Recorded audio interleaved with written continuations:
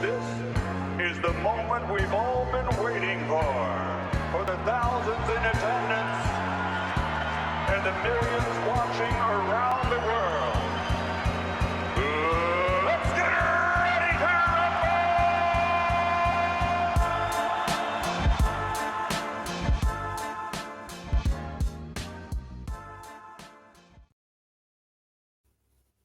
Okay, so we're recording, but I'm not even going to do the intro because everyone knows what's going on. You know why you're here. I'm Tony Pesta, joined by Jackson Flickinger and Corey Walsh. And look, it's all bad right now, okay? There's nothing positive to take away from that trip to Orlando. So we're just going to get right into this. We're going to start with the moment that we talked about this after game 2 as a potential trend that might have emerged and something that ultimately is kind of proven to stick around.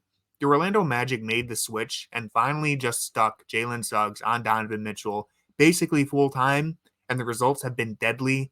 So I want to ask the question, are you in or out on this being the adjustment that swung the series? Uh, Maybe in just because the Cavs haven't.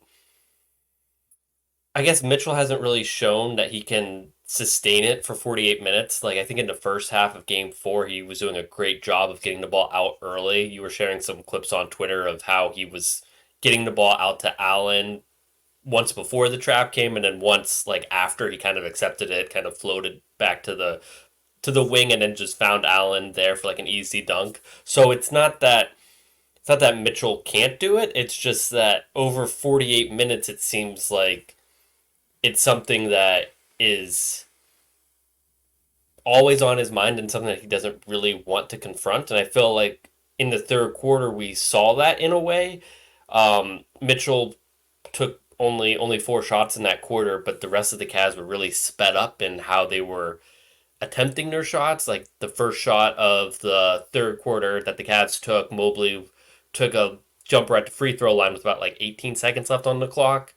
Like it wasn't a great shot. It wasn't the only shot the Cavs could have gotten, especially with that much time left on the clock. But it just felt like there was a sense of urgency in the way that they had to get a shot up before Mitchell was trapped or something like that. I don't know. It was just very. It just threw the. It has just thrown the Cavs off of their timing and rhythm in a way that I don't think I fully expected, even though I thought that this was clearly the thing that Mosley should have done from game 1. I think it also just corresponds. It just happens to also swing with the fact that the Cavs shot, while it wasn't necessarily great through the first 2 games, has also cratered entirely as well. And with the trapping, they're kind of forcing other players other than Mitchell, who himself hasn't been shooting well in this series, to also like buoy the offense. And they were kind of struggling with that before. It was really Mobley, Mitchell, and Allen. I felt like that kind of were holding the team afloat through the first 2 games, and Allen stayed the same, but Mitchell being trapped more often than not is forcing the ball out of his hands. And then it feels like even when he's generating shot attempts, they kind of feel like he's just trying to get himself back into a rhythm more than in the flow of the offense itself. So I think while it didn't necessarily swing the series, I think it just also just forced the Cavs offense to operate in ways it hasn't been through the first 2 and now through 4. The offense is not carrying up to what we kind of expected. It's honestly more how it looked in the last 10 games than the first 2 games of the postseason. Well, also the offense has sucked before they were trapping Mitchell too. It's just that the Magic kind of just sucked a lot, so Hmm. it kind of hid that, and especially Mitchell in the second half of both games. Even game 1, he struggled in the second half, and then in the second half of game 2, he struggled, and they didn't really start trapping him until about 4-ish minutes left in game 2. Yeah, So it it wasn't was like late. yeah, it wasn't like you could just say, "Oh yeah, they started trapping him in the second half of game 2, and that's when it all started." But he's just kind of really struggled to close games, and I don't know if that's because of his knee. Whatever the reason is, it's a problem for the cast because Mitchell is the entire offense, and nobody else is stepping up in the slightest. Yeah, and I want to hit on a couple of those points because, for starters, in those first 2 games, both offenses sucked. I think the difference is that the Cavs and Mitchell especially, they hit the big shots. They hit the momentum swinging shots, whereas in games 3 and 4, Orlando hit all of them, and the Cavs missed all of them. And Orlando just really, it was a snowball effect. It was the reverse Cavalanche. I think Mitchell in the second half of both games, really, he hasn't been he hasn't been great or even good since the start of the second game. But especially in the second halves of games 3 and 4, I think he did start to press a little bit. It was reminiscent of the Knicks series where rather than accepting the traps and playing within the flow of the offense like he was in the first half of some of these games, he started seeking his own shot, not giving the ball up right away. He had a couple really early 3-point attempts in the third quarter, I think, where if those drop, it feels really good. But if they don't go in and then Orlando comes down and they're starting to get into a rhythm, they're just backbreakers. They're momentum swingers. And so right now, and I want to be really, really clear, and I feel like I don't even have to clarify this, but just for the sake of doing it, it's obviously not entirely on Donovan Mitchell. There's a lot of factors that are playing into the way the Cavs just got stomped in Orlando, but he is their best player. Right now, he's being outscored by both Franz Wagner and Paolo Banchero in this series. You told me that at the start. I would say the Cavs had no chance. Mitchell, and yes, maybe some of this is his knee. I will completely grant that as a potential factor, but he has scored below 30 points in 10 of his last 12 playoff games. In some of these games, he's starting to make poor decisions. He's not winning any of his matchups, even when they get a mismatch. That was another difference in games 1 and 2. The Cavs across the board, even Darius Garland, when they managed to force a mismatch, they were winning that. It's not happening anymore. They're not really winning any individual matchup. And Orlando, on the other hand, is winning the matchup battle. They are hunting mismatches and they're scoring every time down the floor. Yeah, the Magic are also doing a better job of staying connected with their guy and not just doing the simple, like the really lazy switches. And I feel like that's what they were doing in the beginning, especially like game 1. Yeah. It was anytime there was a screen, it didn't matter.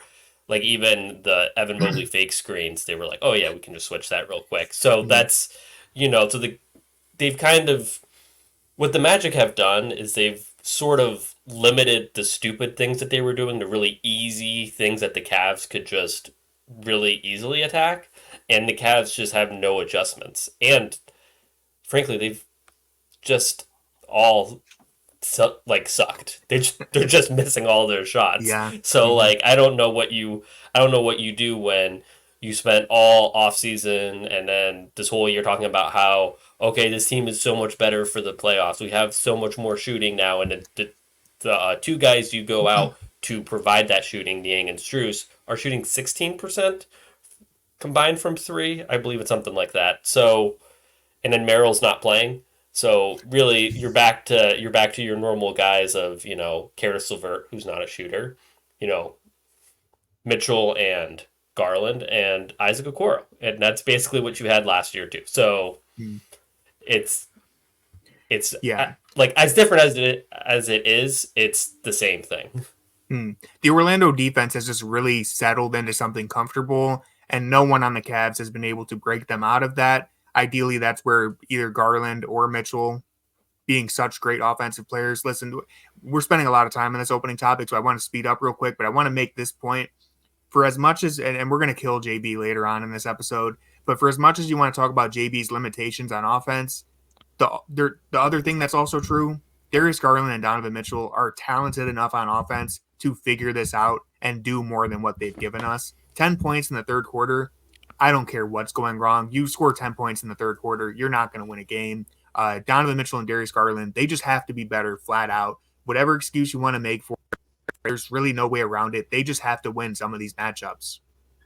Yeah, and I feel like this just, the playoffs really expose the foundations of your team, and I feel like the foundation of the Garland and Mitchell pairing is one that fundamentally doesn't work in that they don't improve each other. They just kind of are on the court together and doing things on separate sides of the court and not actually playing together. And I think that in the third quarter, when neither one of them are able to do anything and the other one is just standing there not contributing in any meaningful way, that's how you have 10-point quarters. And in the regular season, Mitchell and Garland are good enough to overcome that a lot of nights. But when a team is really keying in on what you want to do, this can happen. And that's where it's a problem now, obviously, but it's something that's been under the surface for 2 years now, and there's been no signs of improvement. It's the same. They play the exact same way they did the first time they played together against the Raptors in 2022. And not to be like the Monday morning quarterback guy where it's like when you look back on it, but like if you look back on that 18-2 stretch, the reason that offense looked completely more comfortable is solely because one person was the lead dog in charge and could run the offense however they wanted. It never had another player on the floor with Donovan where it felt like they were just kind of standing out waiting for their turn to touch the ball. The offense kind of flowed through one player. And when Darius and Donovan do this 2-man on the floor, it's like you can see the mirror comparisons of what Atlanta kind of went through, but obviously with better results for the Cavs, where it just feels like the two work independently of each other and they never can kind of play off of each other. And hypothetically, if they did, it would make the offense work like that. But sometimes when you play a certain way for such a long time, and when this could be an issue of the Cavs coaching, where maybe if like Darius kind of worked that way when he was in his younger time with the Cavs, but the offense relied around him the same way it did with Donovan in that one stretch. The whole Cavs offense was like, hope Darius is having a good night. And if it doesn't, then the offense will crater. Now it's the same thing with Donovan. And if Donovan's not having a good shooting night, like as we've seen through these last 2 games, then the Cavs offense will continue to crater. Well, it's the same problems we saw in right when they drafted Darius Garland and they put him out there with Colin Sexton. It's the same thing. Colin Sexton never moved off ball. Darius Garland never moved off ball. We were always like Colin would get more usage because he's a very aggressive guy. And it was just like Darius would just kind of disappear for long periods of time. And that's where we were talking like the whole time then, like, oh, Darius needs to be more assertive. He needs to, try to get into the game. And it's the same issues. It's maybe not like an assertive issue, but it's just he doesn't know how to play basketball with somebody else who is also a guard that has a high usage. And the only time he really did was when he kind of fit in with Ricky Rubio, but Ricky Rubio's like a basketball genius, I guess, and just kind of makes things like that work in a way that Caris LeVert, Donovan Mitchell doesn't. And in this series, the Cavs have a negative 16.7 net rating when Darius and Donovan are on the floor together and an offensive rating of 95.7. Like, how can you have an all NBA guard and a guard who is a all-star who previously was an all-star and have that? Like, that's unacceptable. Well, first off, how dare you question LeVert's basketball genius? Second, we are going to move into the next topic because we did go really long on that. Great points all around, though. Again, there's so many factors that go into why the Cavs might be struggling on offense, but I think at the end of the day, it's also very true that those two guys just need to be better because right now they're not giving you anywhere near enough. But who has been better? We're moving on. We'll save it. We'll have all offseason to talk about. This is the only thing that matters, though. It does like Jarrett Allen doesn't matter because when the guards when the guards aren't playing good, what can Jarrett Allen do? Jarrett Allen's game is so dependent on guards, which is fine. He's he's playing amazing, but if the guards aren't playing good, like they can't just dump it to Jarrett Allen and just say, "Oh, Jarrett Allen figured it out." They Caris LeVert. Yeah. He's not gonna get Jarrett Allen going. So that's where it's like, yeah, Jarrett Allen's playing great, but if the guards don't play great, it literally doesn't matter. That's part of what I was gonna say in our next topic here, which is Jarrett Allen. Listen, of all the Cavs players, one guy who I think genuinely has done all that he can, if you ask me, it's Jarrett Allen. So I think, listen, no one on this team should feel good about the series right now, including Jarrett Allen. But I do think he is the one who is the most safe from being slandered. The tables have really turned from last season, the way that he is like the only one consistently showing up.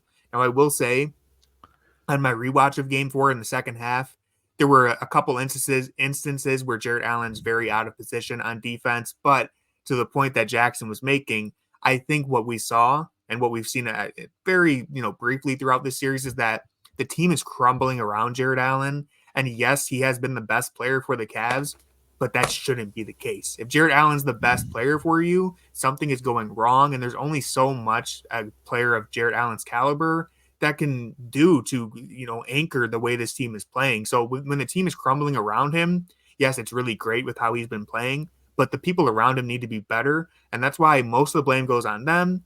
And I think Jarrett Allen through 4 games is void of being slandered. Are you in or out on that? Yes. We are in. Corey, do you want to offer some generic praise? I'm not in the mood for generic praise right now. It seems like something you would like, Corey. Jarrett Allen to me is like kind of like things are going great. Jarrett Allen should be the cherry on the sundae kind of thing, where it's like Jarrett's giving us his 15 and 15. He's doing a great job. He's checking all the boxes. But unfortunately, when Jarrett Allen is the pinnacle of your offensive system, being like, well, Jarrett had a nice 15 off pick and roll action and just shot the shots we expected him to take and whatever the defense is giving him, that's great. But unfortunately, we don't live in that world. And it was really cool for the first 2 games where we're like, wow, the lights aren't too bright for Jarrett Allen. And now it's, the lights are apparently only dull for Jarrett Allen and everyone else is blinded and is walking in the street. Yeah, well, listen, Jarrett Allen has scored 20 more points than Darius Garland in this series. Even Evan Mobley has outscored Darius Garland so far in this series. That's bad. Again, you told me at the beginning of the series that Donovan Mitchell would be the 3rd leading scorer in the series, and Allen and Mobley would score more than Garland. I would say we're cooked. So, it's really, sometimes it's that simple. Isn't that kind of what you want though? If you're the Magic, like you don't want Jarrett Allen to kill you, but you kind of are okay with Jarrett Allen doing the 2x2. It feels like 2015 when the Warriors finally said, you know what, Mozgov, if you want to just post up Draymond Green, just post him up. We really don't care. We're just going to shoot threes. We're going to get you on an island and just do that. And then that's when the series kind of shifted. So one of the things I think about Jarrett Allen is he's been great, but he kind of also highlights how awful every lineup without him has been, and especially like lineups with the Mobley Niang lineups. So you want to guess what the Cavs net rating is when Jarrett Allen is not on the floor this series? I'd rather not. I'd live in blissful. Give me a guess, Corey. Give me a guess. -24. That would be great. That would be an improvement. So -32.6. Holy cow. They have a 78.7 offensive rating. Let me say that again. 78.7. In some worlds, that's a C plus, And they have a respectable 112 defensive rating. So good for them. They're locking in. Yeah. They're giving up a ton of offensive rebounds, but it's like that's where it's like that's not to this is where the Evan Mobley conversation starts, where it's like if you can't, as much as like we want to talk about how his fit with Allen is questionable, like he needs him. Like, yeah, and that's a problem where he's not like, I feel like, and this is maybe a better offseason conversation, but it may be the offseason soon, so why not get in front of it? But it's like, this is where the problem is, where the Cavs have kind of left the training wheels on Evan Mobley, where they haven't forced him to grow. So they've left him as a power forward. They've allowed him to get by with not being a good rebounder when he's the only big on the floor. They've allowed him to kind of just ease his way into playing against NBA bigs. And they haven't forced him to try to expand his game like you need a power forward to in the NBA. But now we're 3 years in. He's neither a power forward. He's still not a center. He's basically Larry Nance Jr. in that kind of way. But the problem is just the thing is Larry Nance Jr. is like 6'9", and Evan Mobley's not. Like Evan Mobley, Evan Mobley can dominate one side of the floor.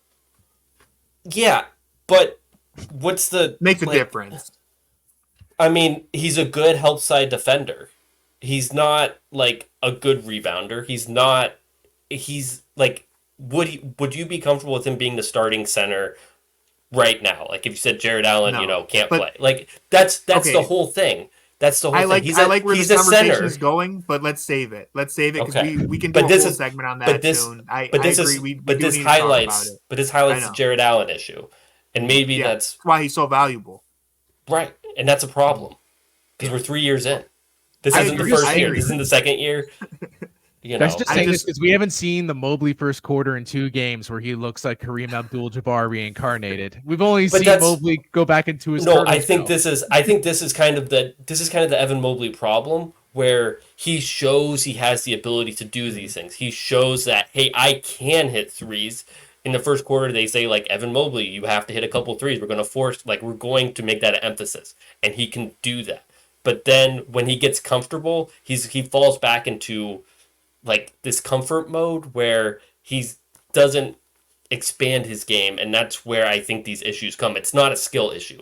It's never been a skill issue with Evan. It's more so like he needs to be forced to grow, and he hasn't been forced to grow. And then you see this in the playoffs where like teams kind of take advantage of that, and that's why they just sucked with Jarrett Allen off the floor. Speaking of being forced to grow, I think somebody named JB Bickerstaff might be forced to do some things in Game 5 because, listen, we've talked about JB all season. We've talked about whether his job's on the line. For the last few months, I've been saying it's over for him regardless, but with the team crumbling around Jarrett Allen, one of the biggest disappointments of this series has been the Cavalier bench. Cleveland is getting demolished. It's really been a no contest in this regard, and everyone is clamoring for JB to finally adjust the rotation a million different ways. I think everyone is in on this, but do you think JB needs to change the rotation drastically in Game 5? Where are we at with this? I'm in on it. It's just then the question is, I'm not very strongly confident in any direction for who I think could come off the bench and swing There just the needs to series be a potentially. change.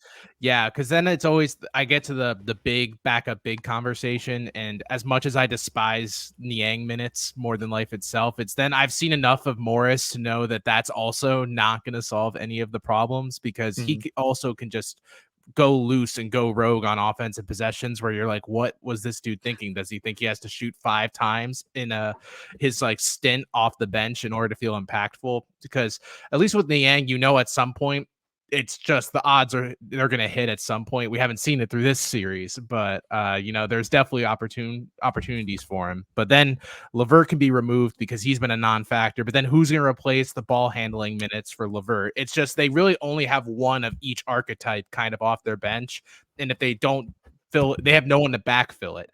They only have a 3-point shooter in Merrill, who would probably swing the series if his shots fell. He could take the Strus minutes. But then outside of that, like, I just don't feel confident in any direction. And I would give minutes to Okoro, but that's just because at this point. Yeah. At least Okoro's like providing something that you can kind of bank on as opposed to anybody else currently in the rotation. Which would you have thought of that after the last few years of Okoro in the postseason? Like, you knew he would provide something on the defensive end. Offensively, he's had some games, which is more than we could even say in any of the play-ins or playoffs in the past few seasons. I think this is the big thing that really makes it hurt with this Cavs bench is that, especially you miss Dean Wade, of course, but even like Okoro, you look at Wade and Okoro, those are two guys who I would say at their worst, they're mainly non-factors. You're like, hey, they're just not really giving us anything. When Niang and LeVert are bad, it's like they are royally messing up everything going on the floor on both ends. It's just a disaster. And right now, this Cavs bench just has way too much variance. They don't have guys who you can put out there and be like, okay, we can depend on this guy to be out there and not just tank everything that we have going on. They don't have variance because variance implies that they could do something good. Okay, fair. So fair. They've just been bad. Harris has had like 2-minute stretches where he's a good basketball player. Niang, listen, I'll give him credit. Games 1 and Game 2, shot horribly. He was somewhat helpful. Since then, he's been absolutely awful. We talked about this at the beginning of the series, something that I was worried about. Last year, JB, despite all evidence pointing towards Ricky Rubio not being a playoff caliber player at that point, ran Ricky Rubio out there multiple times, and eventually it cost them an entire game in Game 3. I think he has done that in Games 3 and 4 with Niang. Now, whether or not those minutes alone cost them, that's not the point I'm making. I just think it was obvious Niang needed to be pulled faster than he was, and he left him out there for 17 minutes. If he plays him again in Game 5 and they get killed again, I just don't know I don't know what reason you would have for that. You have other options. Again, is Morris a great backup? It's better than Robin Lopez was. You have to pull that lever at some point. Tristan Thompson, put him out there before you have Niang doing what he's doing. I mean, you just have to try something. You have no other option. You can't keep running your head into the same wall over and over when your season's on the line now. Something has to give. You have to make a change. You didn't enjoy at the end of the first half when he decided to really inspire the troops and throw Niang out there for God knows what reason, as the team was actually building momentum at the time. It's like, this momentum's pretty cool. What if we throw a little wrinkle into it? George, get out there. Make a three. My biggest problem is that we saw George Niang played like the first 2 or 3 games of the season, and we said, oh, this guy is not... We said this guy isn't like...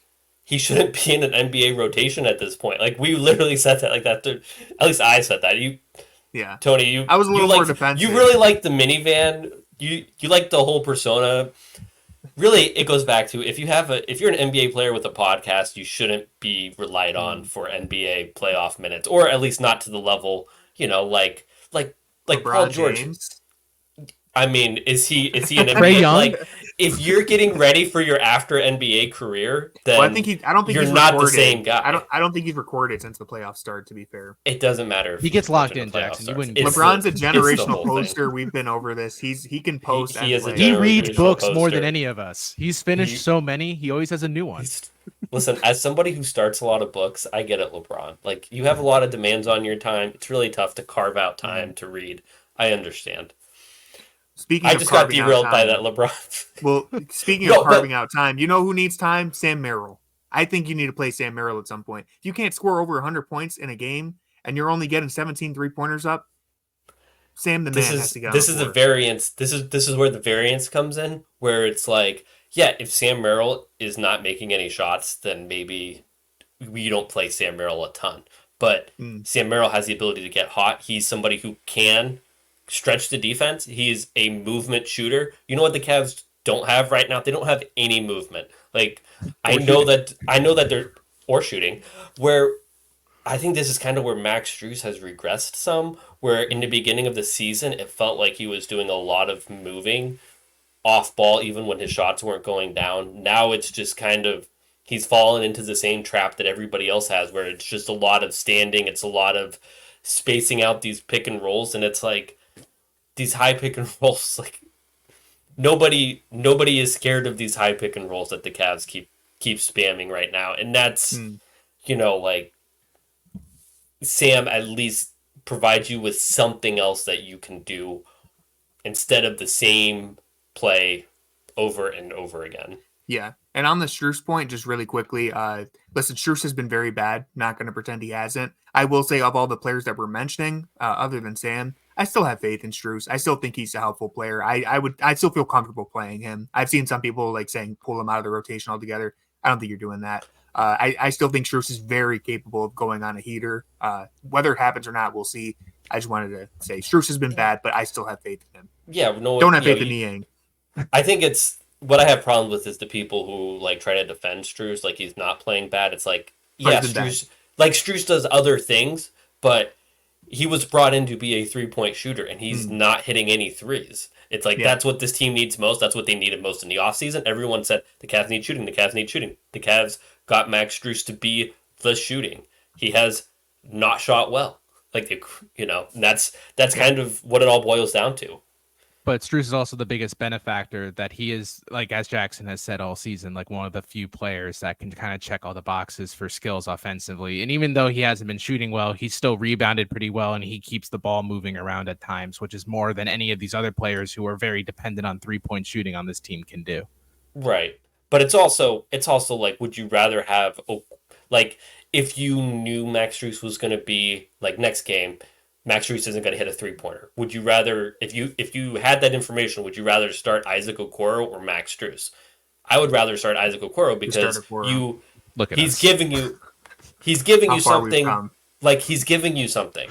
You can bank on, well, he's not going to make any, like, he's not going to be somebody who's going to go for 20 points, but he's going to give you reliable defense. And that's where I'm not saying you start Isaac, but it's like, if Max Strus isn't giving you shots, at some point he's just not all that valuable. He's not even getting them up. Right. He got, was it like 3 shots last game? Something like that. Yeah. I So know that take a that guess. him and Niang combined for 4 threes last game. Yeah. I Which want you guys to is take a guess. Who is leading the series in 3-pointers right now? There's 2 players tied. One of them is Darius Garland. Who do you think is tied with Darius Garland as the series leader in 3-point makes? for the Franz. Cavs. He's on the Or- Magic. Oh, that Just total series leader. It's either Franz or Paulo, and I would probably go Sucks. Franz. It's Jonathan Isaac. Oh hell He's yeah! He's hit 9 3-pointers. Max Strus has hit 3. There are 6 Magic players who have hit more 3-pointers than Max Strus. I mean, hell, Sam Merrill has played 100 fewer minutes and he's hit the same amount of threes as Max Strus. Okoro has already hit 2. It's just, I mean, George Niang has hit 1 for anyone keeping track. Marcus Morris has hit 1. It's just like, I don't know what else to say. It speaks for itself. I do want to say Marcus Morris is not a NBA no. like he's not an NBA playoff rotation caliber player. So that's where it's like same amount as the guy who is playing in the rotation. Yeah, So it's bad. It's all bad.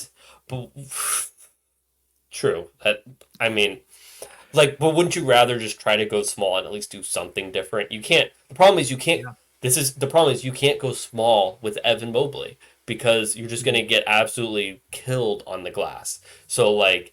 And that's kind of the problem where, like, you're better off to probably go Tristan Thompson and Evan Mobley. And that's not going to solve the shooting issue, except for... No. I guess if you played Thompson, Merrill, and Mobley, at least Thompson's a really good screen setter, and he can probably get Sam some shots in a way that some of these...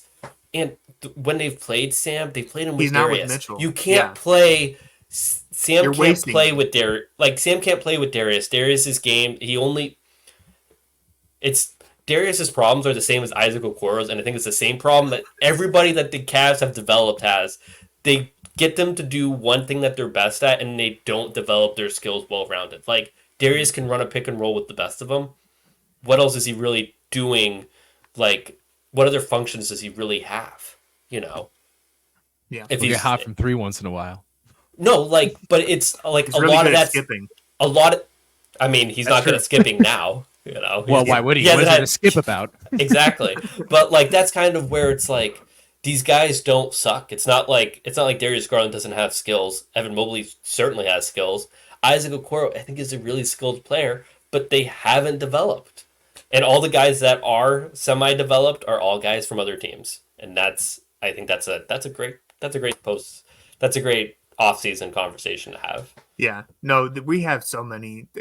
In or out is going to be eating in the off season because there's a billion different things that we're going to be in or out on. But let's wrap this up here with something that, I mean, it's been a very downer of a conversation, so I don't know where this one's going to go, but it's all hope lost for this series. Now, listen, I'm going to be annoying for a second here, but for as bad as it's been, it's 2-2. The series is 2-2. It's a best of 3 now, and the Cavs have 2 games on their home floor. I guess I'll get us started here. I'll say I think the Cavs are in trouble. If you don't think they're in trouble, you're wrong. They're very clearly in trouble, but I wouldn't say they are in deep, deep trouble until they lose at home. If they lose Game 5, I don't have any faith in them bouncing back from that. You need to win Game 5.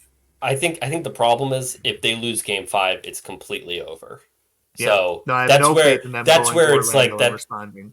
Right. So that's where it's like they're in very deep trouble now because if they lose Game 5, if they have like Game 1 against the Knicks last year where it was a close game, I thought they played well, and then just a couple bounces don't go their way. The ball bounces over Evan Mobley's head. Mitchell Robinson gets the rebound that seals the game. Like they're in a position where if something like that were to happen in Game 5, the season's over. The era is over. The Donovan Mitchell, or at least this version of the Cavs is over. JB's gone. Whichever way it gets changed, it's getting changed. The core 4 is not going to all be here next year if that happens. So it's just like, I think the Cavs should win the series still. They do have 2 games at home. What we predicted. It is. I also said Magic in 5, I think, but that's gone. But I feel kind of vindicated. But that's, they should still win, but it's like they're walking on very thin ice. Yeah. And they don't have one thing I do want to say, they don't have the best player in the series right now. And it's really hard in these short series. You need, like in a 3-game series, you need to have the best player to really feel confident about your chances. And Donovan Mitchell's not that player. Darius Garland's not that player. We know Jarrett Allen's been great, but he's a limited player just in the way he is. So, like, do you trust Paolo to have a really breakout game like he had in Game 3, or do you trust Donovan Mitchell to kind of throw him over the edge in Games 5 and 6? It sucks that that's a conversation that we're having, but it's true. But it's valid. It shouldn't be the case. I know Donovan Mitchell's limited, possibly because of the knee, but I mean, man, he's your superstar. And it's the same thing as like Darius Garland. Like we're not even Darius Garland hasn't played well enough for us to even consider him to be in this conversation, and that's a problem. Yeah.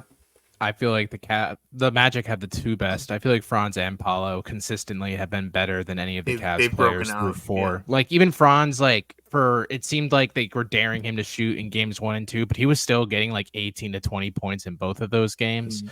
But then in games 3 and 4, his shot started falling from deep, and then it becomes a completely different problem. So I would say if I had a power rank, like Jalen Suggs might be ahead of any of them too. I would say Cavs. Jarrett Allen's the best for the Cavs through 4, and he would be like 4th probably in this series, just because, like as we said, he can only do so much to kind of like shake an offense and defense around. But overall, the Magic have just outplayed by a position throughout 1 through 5.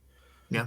One thing I think is really important to watch is the first 5 minutes of Game 5, because the Cavs won Game 1 and 2 in the first 5 minutes. They took control of the game, and then they just kind of coasted from there. And I think in those moments were too big for the Magic at that point. I don't think they were ready for playoff basketball, in the sense that I don't think they were ready for the amount of physicality, the amount of, how each possession kind of feels way bigger than it does in a regular season. Yeah.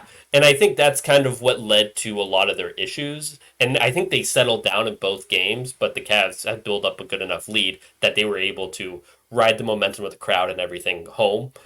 I don't know if the Magic, do you think the Magic are going to come out like that again in Game 5 after having 4 playoff games under their belt? Like, that's a question. That's why it's such a disappointment what you went and did in Orlando, because you had a chance we were talking sweep. We thought maybe a sweep, maybe even Cavs in 5 heading into Orlando. You had a prime opportunity to kill any momentum and confidence in this team. Even if you lose Game 3 by 38, whatever, you win Game 4, you're heading into Game 5 with all the confidence in the world, because you just have to win one of these next 3.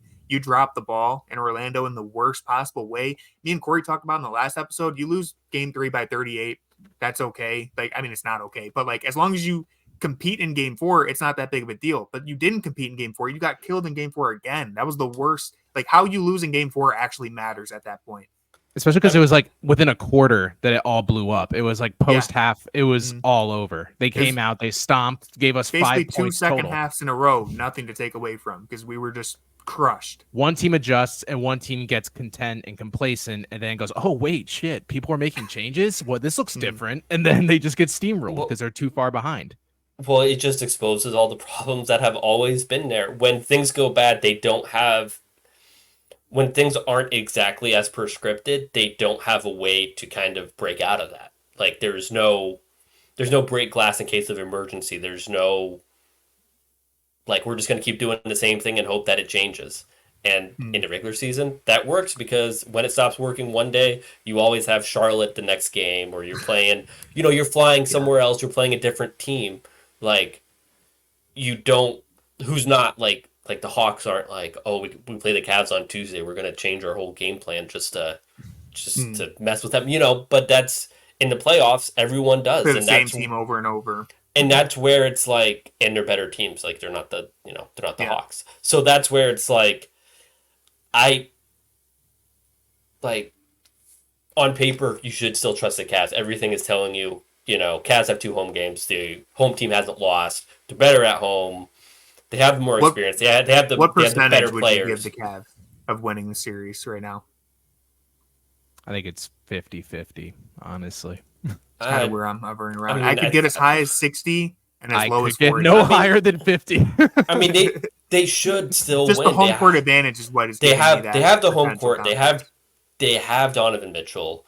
They you get like They've you been get so bad that like I you need almost just can't even imagine that they're worse or they you continue literally to be just that need bad. But two good halves from Donovan Mitchell, yeah, in games 5 and 7, and I think the Cavs win. So it's Yeah. like I think the Cavs have a 60% chance of winning, but it's like if you lose the first quarter, if it's 30-20 Magic at the end of the first quarter of game 5, I think it's like 75-25 Magic. So that's where it's like the Cavs need to come out and dictate terms because they don't have an alternative. There's no like, okay, we can do this instead. Oh, if this isn't working, maybe this happens because as you know, there is no bench.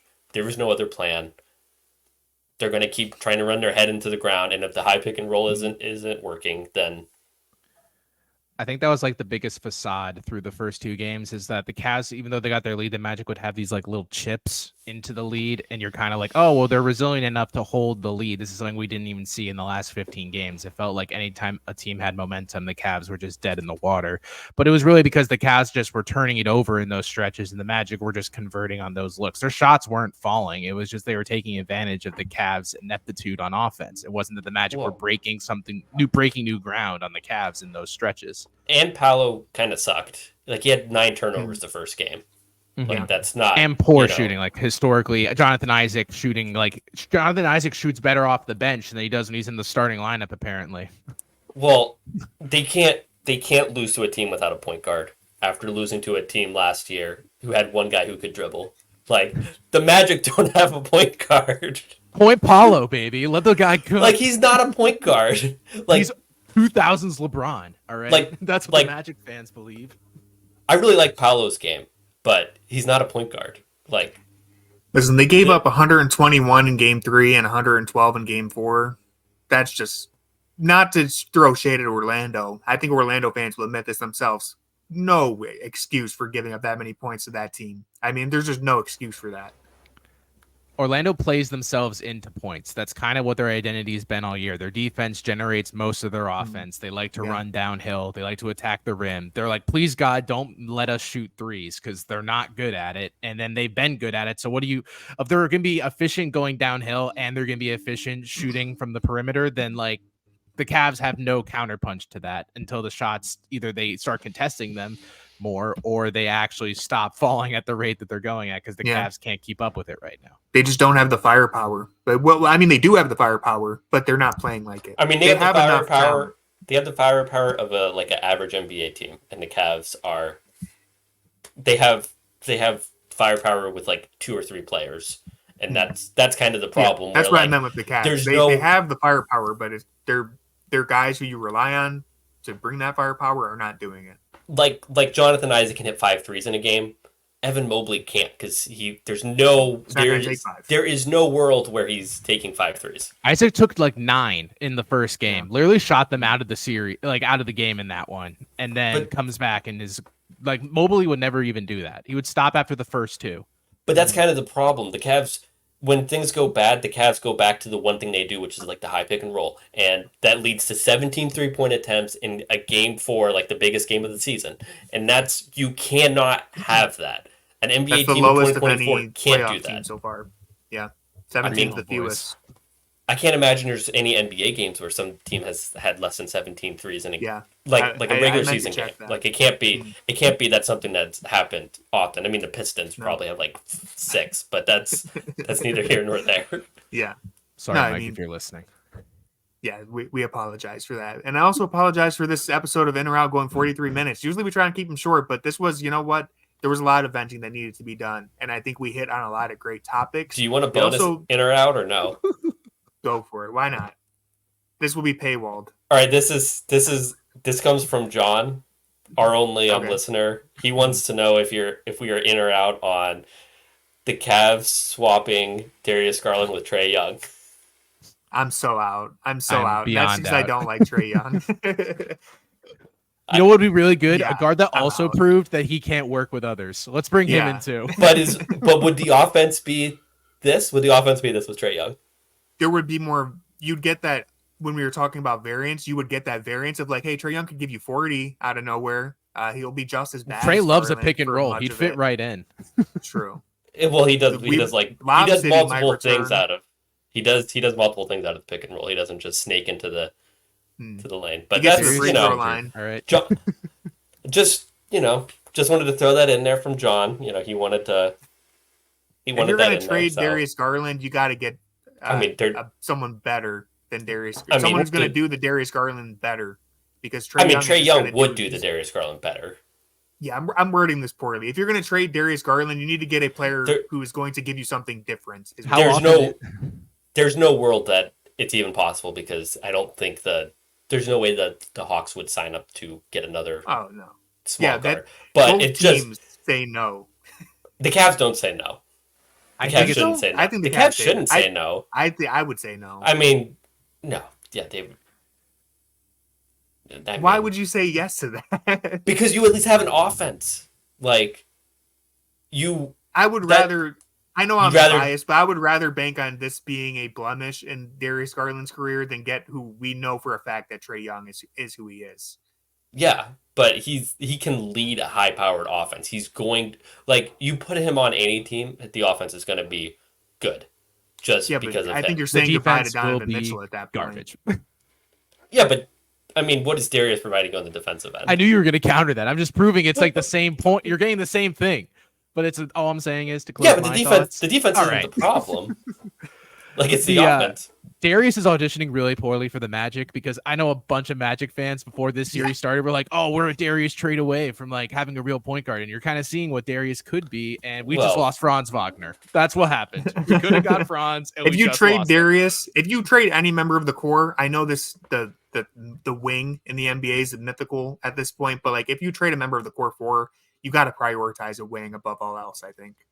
Jones. You need a Trey Murphy, even though he's probably untradeable at this point. Untouchable. I mean, if Donovan stays, you need somebody. No, you need. I think you do. You need somebody who can provide some level of playmaking, because Donovan, as we know, he can solve the easy problems, in the sense that I'm driving downhill, my guy from the corner leaves, I can throw it out. But that's not the problems that. If you're going to have a Jarrett Allen and Evan Mobley front court, he's never going to be able to be the point guard, because there's not those easy math problems to solve, So you need to have a guy who can solve those at a high level. You basically, if you're going to get a wing, you need like LeBron James, who is a wing and a point guard. On that note, let's wrap you know what this I mean? episode. But that's like, I get what you mean though, but that's a problem. That's the problem. We got lost here. Thank you, John. We appreciate it. We appreciate anyone who watched or listened to a lot of rambling. Good rambling, though. Good rambling. I don't mean that in a bad way. Seriously, thanks for watching and or listening. Hopefully, we get some sort of competitive Game 5, so we have something of substance to talk about as far as the series goes, because we will have all offseason to discuss quite a lot of things. So it's going to be on Cleveland to protect their home floor. With that being said, go Cavs. I agree. Go Cavs. Brian, what are your thoughts on the Trae Young pairing? Brian, can you play backup big?